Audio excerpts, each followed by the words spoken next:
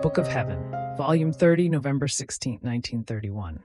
Each human act is a game, a pledge, in order to win the celestial graces. The human act is soil in which the divine will sows its seed.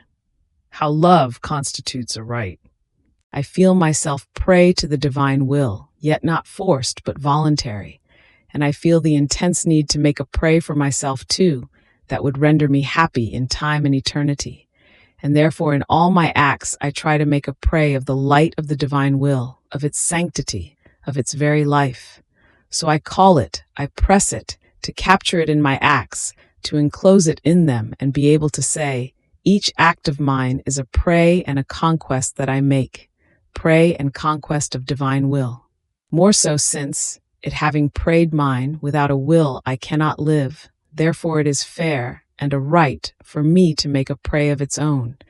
And in this preying of each other, it seems to me that we maintain the correspondence, the game, and the love of both sides ignites more.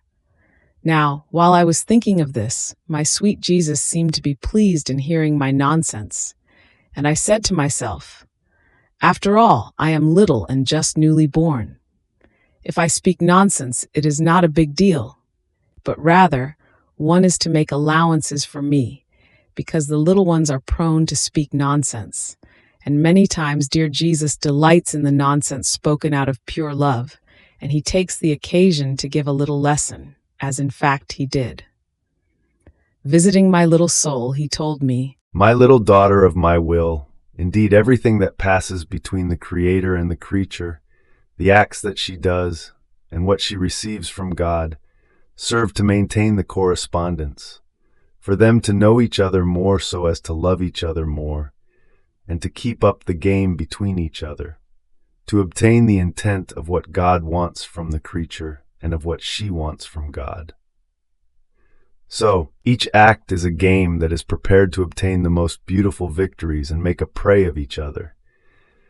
The act serves as material in order to play, and as pledge in order to have something to give to the winner. God, by giving, puts in his pledge. The creature, by doing her act, puts in her own, and they set up the game. And our goodness is so great that we make ourselves weak so as to let the creature win. Other times we make ourselves strong, and we win.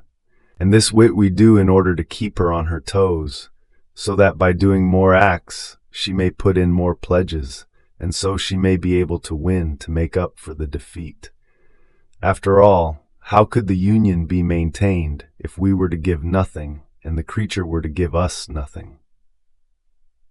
See then, each act is a committing of ourselves to give greater graces, and a correspondence that you open between heaven and earth, and a game in which you call your Creator to be with you.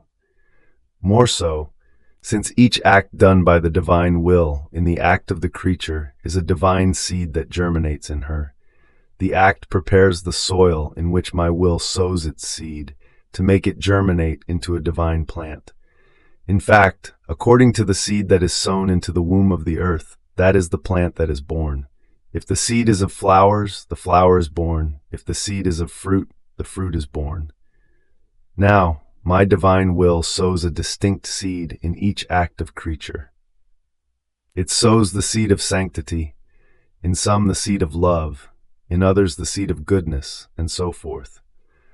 The more acts she does in it, the more soil she prepares in which my will prepares its distinct seed to fill the earth with these human acts.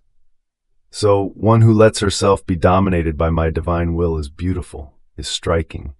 Each of her acts, containing the variety of the divine seeds, is a note of her Creator. One act says sanctity, another mercy, others justice, wisdom, beauty, love. In some, a divine harmony appears, with such order that it shows the finger of God operating in her. Do you see, then, the necessity of the act of the creature in order for us to be able to find the soil in which to enclose our divine seed? Otherwise, where to sow it? As for us, we have no soil, therefore she must form it for us with her acts, so that with our seeds we may germinate the divine being in the creature. Therefore, one who does and lives in our divine will can be called the one who reproduces her Creator and hosts within herself the one who created her. Then I continued my acts in the divine volition, and my littleness wanted to embrace everything in my embrace of love, to be able to make my little love run in all things and everywhere. But while I was doing this, my sweet Jesus added, My daughter, to love means to possess, and wanting to make the beloved person or object one's own. To love means bond, whether of friendship or of kinship or of sonship, according to the greater or lesser intensity of the love.